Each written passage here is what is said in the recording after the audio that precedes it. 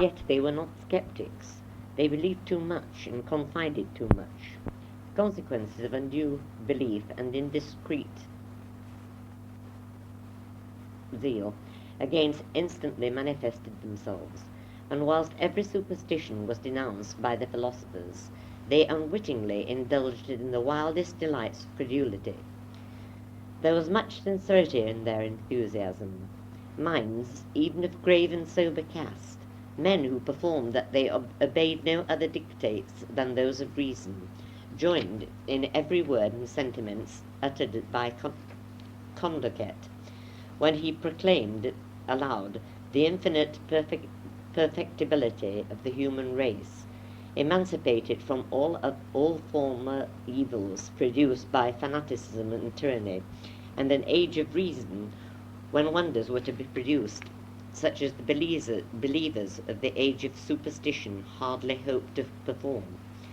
One of the efficient causes of the millennium of philosophy, thus prophesied, was to be the invention of a universal language, which daily acquiring more extent and perfection will define all matters cognizable by the human mind with such precision as to render any error next to impossible. As for the perfectibility of the human race, will it be observed, inquires Condorcet, the sturdy antagonist of the dreams of superstition, to suppose it to have been susceptible of an indefinite progress, that the time will arrive when death will be the effect only of extraordinary accidents, or of the destruction, which will gradually become more and more tardy, of the vital forces, and that in effect the duration of the middle period between birth and this destruction has in itself no assignable term. Certainly man will not be immortal, but the distance between the moment when he begins to live and the mean era when naturally, without accident or sickness, he feels the difficulty of being, may it not perpetually increase, may it not continually come nearer to an unlimited extent without ever reaching it or acquire, in the immensity of time, a greater extent than any determinate quantity which may have been assigned as its limit. In the latter, its increase will really be infinite in the most absolute sense, since there is no term at which it ought to stop. Such was the belief of one of the teachers of modern republican philosophy, and shared by no small portion of his school. Extremes are ever fated to meet. In the age of superstition, an age of confident faith, every difficulty was solved, and every doubt was silenced by appealing to the mysterious influence of spirit, and by attributing all the operations of nature to the immediate workings of the great first cause, and to direct action of those immaterial beings who might be deemed the ministers of infinite power, by excluding from consideration the machinery through which Providence guides the material world. A wild and enthusiastic system of credulity was formed, wholly degrading from supreme might and goodness, and humiliating to those by whom it is received. This was justly called superstition, and it is justly reprobated. But the very increase of knowledge which dispelled these errors has ended in bringing new perplexities upon mankind. The confidence which it has imparted to the pride of human intellect has cheated us into another species of credulity, no less mischievous and degrading. Bounded by the tangible and sensible elements of creation, philosophy will recognize no cause of vitality except what can be dissected by the scalpel, or distinguished by the test, or breathed from the retort, no being except matter.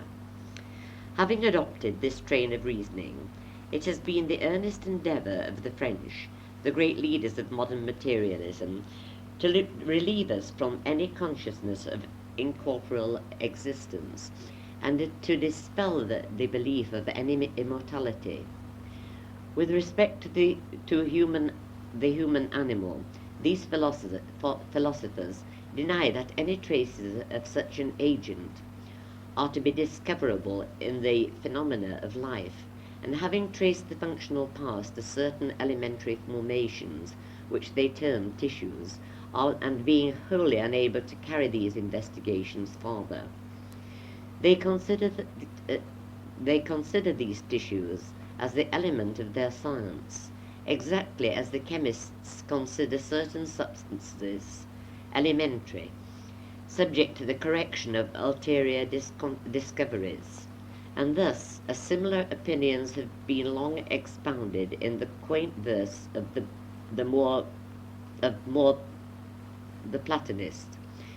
These philosophers have proved that our soul can be nothing but blood, our nerves, or brains, or body modified, whence it will follow that cold-stopping crud, hard mouldy cheese, dry nuts when they have rid, due circuits through the heart at lustful speed, of life and sense look through your thin eyes, and view the close wherein the cow did feed.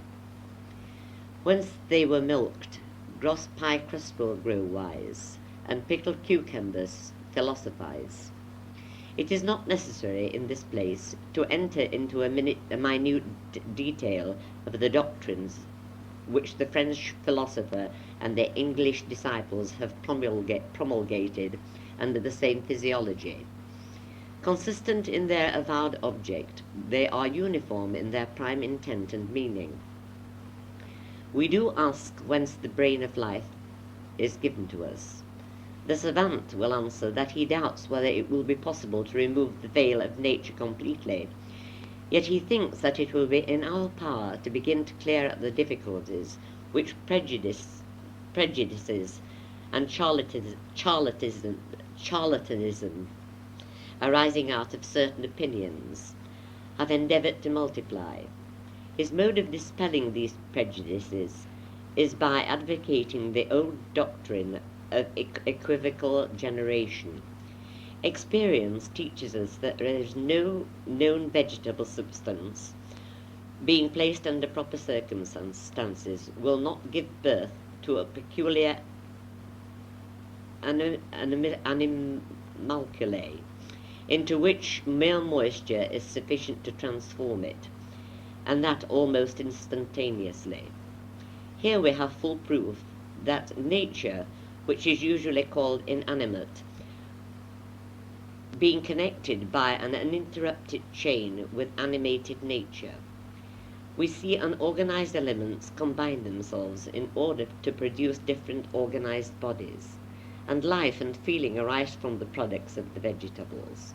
Therefore, unless we suppose that life is dispersed everywhere, and only disguised by the exterior circumstances of bodies, which would be equally contrary to the hypothesis, we must necessarily confess that, moyennant certain conditions, inanimate matter is capable of organizing itself, of living and feeling.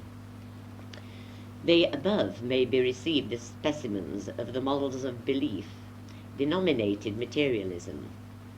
We appeal to them with confidence, because it is with confidence that they have recently been adorned, adapted, copied, repeated, and retailed as the means of assailing the religious opinions of the dominant caste.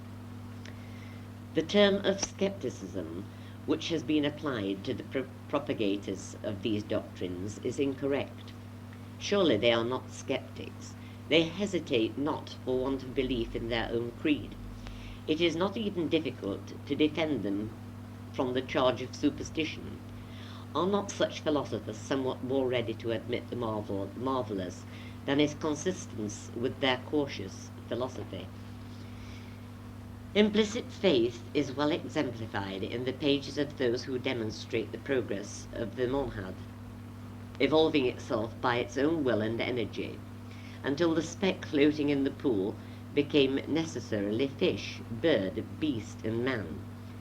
The share of credulity possessed by any necromancer who imagine that he could raise the ghost of the departed, is not perhaps much more yielding than that of the spectators of the savant Cabanis, who rests his main argument respecting the materiality of life upon the belief that the bookbinder makes the bookworm. In making these observations upon the doctrines, materialism, it is by no means our intention to discuss them or to make any observation upon their tendency. We must content ourselves with remarking that, as now promulgated, their teachers do not seem likely to perform their promises. It is to be feared that they will not accomplish any speedy emancipation of the human race for the accompaniments of superstition, from fanaticism, intolerance, and bigotry. The savant may be in the right, but no pontiff ever expected a more implicit obedience from his hearers, or required a more unbounded confidence in his assertions. His intentions may be liberal and kind, but no inquisitor ever hated more intensely or persecuted with more bitterness. His doctrines may be true, but they cannot be received without the utter prostration of the human intellect. They who tremble before all that the nurse and all the priest has taught do not believe more than is required by the superstition of materialism. An obligation is thus imposed upon us of giving only a qualified assent to the loud and triumphant assertions of the philosophers respecting the knowledge of our enlightened age, or the destruction of prejudices and false opinions. Rapid as the progress of science has been, and with every probability of its continuing to proceed with accelerated speed, the universal law of compensation will continue to balance the improvement of the human understanding by some equivalent failing. Whatever advance may be made by the human mind, its faculty of comprehension will always remain fixed by the same limits. Whenever it labours to pass its narrow boundaries, its powers are reduced to naught, and no light afforded by our unassisted wisdom can dispel the clouds which press around us. See how it works?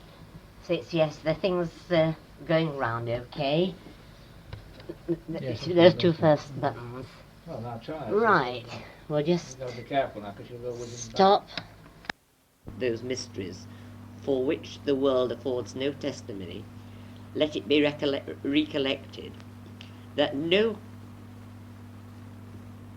creed presents such bewildering mysteries as the book of nature, but in the same manner as he who stands by the side of the precipice seems strangely urged to cast himself into the depth below, so does every human discussion of the inscrutable difficulties offered by the mere fact of existence too often tempt us to seek those dark and dangerous inquiries, in whose dreary and unfathomable void intellect is confounded, and happiness for ever lost.